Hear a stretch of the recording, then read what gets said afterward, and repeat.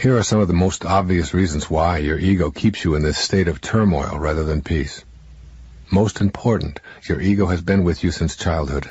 It has been nurtured by almost everyone you've ever known. Generations of those nurturers have also been dominated by their egos. Your ego wants to survive. If it can keep you in a state of inner turmoil, it will block you from knowing your spiritual self. From the ego's perspective, God is a huge threat, so it will do all that it can to keep you from experiencing that inner peacefulness where God's voice is so beautifully clear. Your ego does not want you to change. The idea of yourself as self-important and special nourishes ego, keeping it healthy and operating at full strength. Even though ego itself is an illusion, just a false idea that you carry around with you, it behaves as if it really had a life of its own.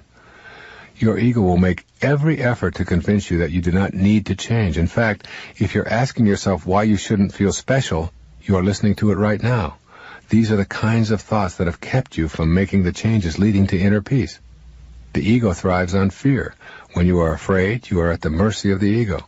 Fear will drive you to behave in ways that undermine your sacred self. Your higher self tells you that there is nothing to fear, that love is the answer to everything, and that God is what love is all about.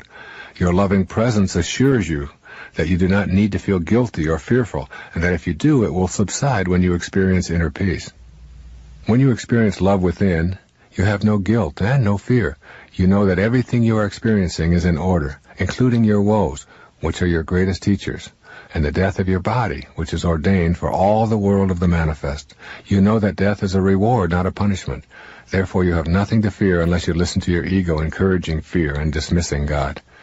Your ego wants you to be on the move, looking for more things to consume and more possessions to own.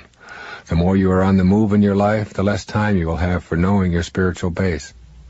Ego cheers you on to stay busy, to keep moving, and to avoid the inner quest where your ego faces restraint. Your ego wants you to face outward. It wants you to continue facing the wrong way so that you cannot experience the presence of God in your life. By facing away rather than inward, you ensure the strong presence of your ego forever. The consequences are that you will continually feel the pressure to compare yourself with others, the need to defeat others in order to feel powerful or even worthwhile, to have more and better toys, to accumulate more trophies. All of this facing outward is the work of the ego. When you refuse to listen, it shouts that you must be upset when others get ahead of you, that you are worthless when you lose, that being number one is more important than anything, that to settle for less is to admit to being a loser. All of these beliefs are deeply ingrained within you. It is very difficult for you to even imagine not having them because the work of your ego and the egos of so many others have been working overtime, convincing you that this is the only way to be.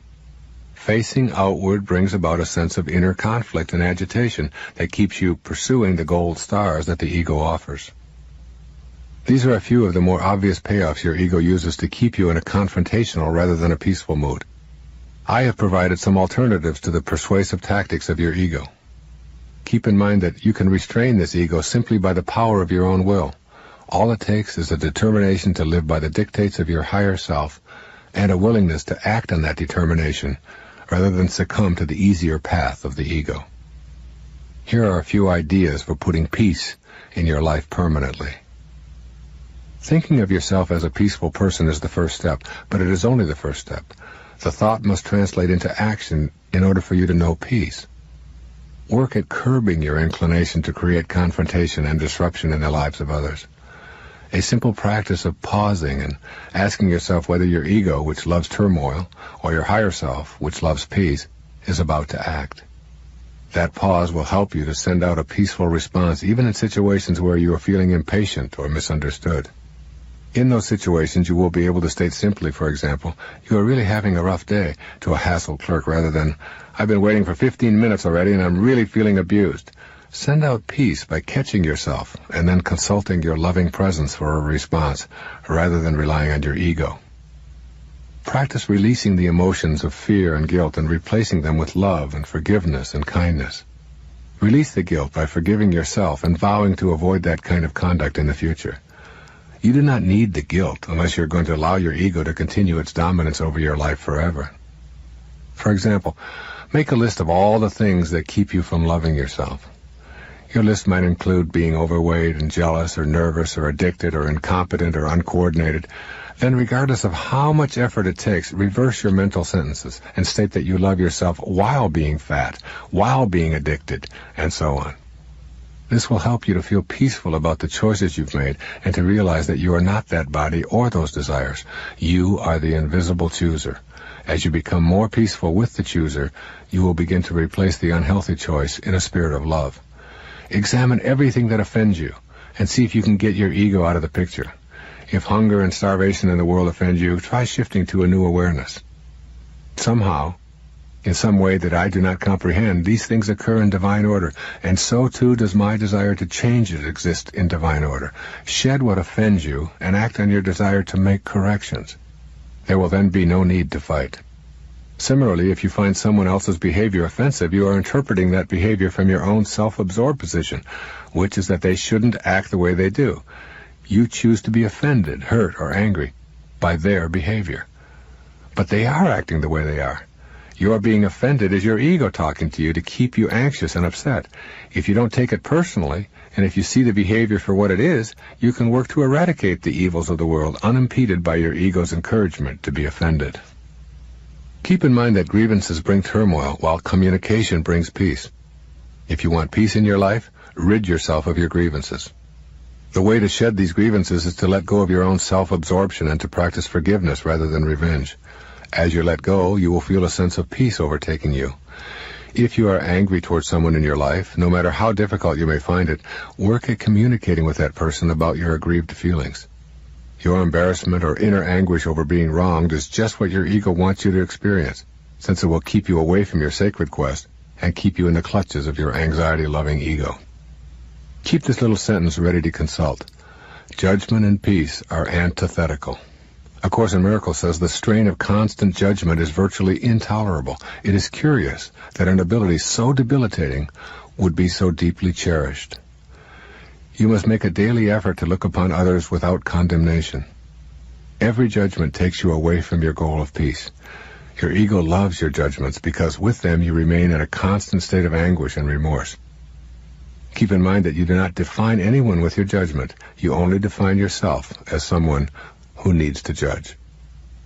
Judging others with condemnation removes the possibility of your experiencing love. If you can practice just being still rather than condemning, you will get to the bliss I am talking about. You do not have to pretend that you love something that you loathe. Just get still and let the judgments subside. Peace is not found in being right or being hurt or being angry. By all means, work toward righting the wrongs you perceive, but do it with an understanding that an angry heart keeps you from knowing God on the path of your sacred quest. Peace will come to you when you are a healer rather than a judge.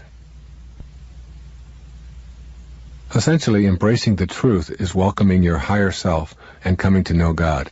All that is not authentic will drop away automatically. Your ego works hard to convince you that you are separate and better than everyone else, and you know that it does not take kindly to your embracing anything that threatens its existence. But remember that this is your inauthentic self, your false self. Deception is going to play a big role in your life when you embrace ego as your guide. Therefore, in order to abandon your reliance on that false self with all of its deception, you will have to make a new agreement with truth. I encourage you to actually write yourself a contract in which you agree to include truth as your companion in your thoughts, in your conversations, and in your life. This is a big challenge and perhaps difficult for you, but it is guaranteed to lead you to the path of your sacred self. Begin by looking honestly and fearlessly at who you are beneath all the surface trappings that you have surrounded yourself with. You have a human storyline, as does every person who has ever lived on this planet. That storyline begins with your conception, continues through your childhood, and all of your personal triumphs and tribulations, right up to this very moment. Your ego tells you this is your kingdom, your true identity, and therefore you must do whatever it takes to make this story turn out to be a good one for you. But you already know by virtue of listening to this tape that this is not so. There is a divine whisper within you telling you that this is not your ultimate home, and that the things this life offers are unfulfilling to a part of you. You sense that the real you does not value appearance and possessions or achievements or even physical strength or talent or intellect, because all these things eventually atrophy and disappear. You know that there is an eternal aspect of you beneath the surface, and that for this part of you, only the truth will suffice. It is similar to the truth Michelangelo knew as he sculpted the statue of David. He described knowing that the statue of David was already inside the block of marble. Part of his artistic life was spent chipping away the excess to reveal God's creation. Try to visualize your inner life in this fashion. What exists within you is not some kind of hideousness that needs to be lied about. There's nothing imperfect about you that requires you to create a whole world of deception in order to make you worthy in the eyes of others. There is a loving presence residing within you. It is as perfect as Michelangelo's David, just waiting for you to allow it to emerge. I have worked very hard on this matter of truth in my own life. For a large part of my life, I have had only a very casual relationship with truth. It was never my intention to be malicious or harm anyone, but I allowed myself to reach into my ego's large repertoire of deceptions. This casual relationship with truth kept me from knowing my higher self. I had learned to listen to my ego rather than to my higher self whenever it was convenient to explain away my own weaknesses or inadequacies. If I wanted to have an affair, I found it easy to explain it away as my entitlement to the pleasures of the moment. Lying to protect that pleasure was simply what my ego demanded. The ego was very strong in this direction. I found myself on the spiritual path as the result of a calling rather than as a conscious choice. As this happened, I saw that deep within me, I did not accept myself as a divine being. I was at the mercy of my false self, which told me to project an image to the world and did not want me to know God or the truth that is embodied in that knowing. Consequently, I was deceiving myself to maintain that false self. Gradually, it became intolerable to live with the lies, even the small distortions. The truth terrified my ego in the beginning. Then, as I tamed my ego, truth became an enjoyable feeling of freedom. Truth does literally set us free, as St. John told us in the New Testament. The truth shall set you free. Truth sets you free because you no longer are focused on yourself and what kind of an image you are projecting or protecting. You find your identification in the world beyond, with that which is eternal. We see and hear lies all the time. The media is filled with advertising claiming all manner of things that have nothing to do with reality. According to advertising, you can recapture your youth if you drive a certain car, or find love if you wear the advertised fragrance, or gain new energy if you eat a certain cereal, or regain lost intimacy if you use a certain deodorant. Our government promotes its policies with lies and spends money it doesn't have. Legislators tell us that we cannot have health care because we cannot afford it, yet they legislate themselves comprehensive care. We are supposed to believe that there is no money available to assist the poor and ill, yet we eagerly finance wars in faraway places. We've all become used to lies. You may have even convinced yourself that to tell lies is a worthwhile activity. When you adopt distortion and deception, the problem is that you'll always need more of the same to keep covering your tracks. The same is true for our society. Ultimately, as we move toward a more spiritual base, the lies will decrease, both in our culture and in our personal lives. At first, when you discontinue lying, it stings. It's like a new remedy on an old open wound. Your willingness to think, feel, and act truthfully will expose some warts. The warts are you. The mistakes are you. They are not unique, and they do not say anything ugly about you. The sting and the discomfort will be soothed as you let go of the need to deceive. As you gain this self-awareness, you also grow in the awareness of not being your physical body. You no longer need to project anything other than your peaceful divineness to friends, family, and even strangers. You've made the transition from phony to real in a holy instant. You recognize your inner sanctity and are willing to forgive yourself for any and all mistakes now viewed as lessons. You have moved to truth. The inner knowing that you no longer have to lie or distort anything for the sake of the approval of others, or to elevate yourself in others' eyes, is the freedom that truth brings. The way I figure it, that if Saul of Tarsus, a murdering thief, can be transformed in a moment of holy insight and become the Apostle St. Paul simply by letting in the truth and living it, so can Wayne Dyer admit to his mistakes of the ego and live the truth, and so can you. As Thomas Merton put it, we must be true inside to ourselves before we can know a truth that is outside of us. Moving from phony to real is first being true inside and then experiencing the truth of living it. As you begin to live these truths, you not only turn your own world around, you also affect the transformation of the world around you. The truth not only sets you free, but it will set the world free as well. The world's ego cannot stand up to the celestial light of the truth any more than your personal ego can. The distortions that you see around you, the cheating, the lying, stealing, and killing, will begin to disappear as we reach within our own individual selves and transform the ego energy. Here are some suggestions for ridding yourself of deception and embracing truth full time. Make an inner commitment to establish a new relationship with truth. The way to make this happen is to catch yourself when you're exaggerating or deceiving anyone, including yourself. Then silently tell yourself that you are about to puff yourself up by overstating the truth. Decide to simply relate exactly what happened, no more, no less, and see how that feels. You will discover as you catch yourself immediately before the lie that you are consulting your higher self, which flourishes in truth instead of giving in to ego demands to be false. You will enjoy a deeper, richer experience of life that feels refreshing compared with the phony presentation of yourself seeking approval. Be on the alert for inner dialogues that dwell on your accomplishments rather than the path of purpose.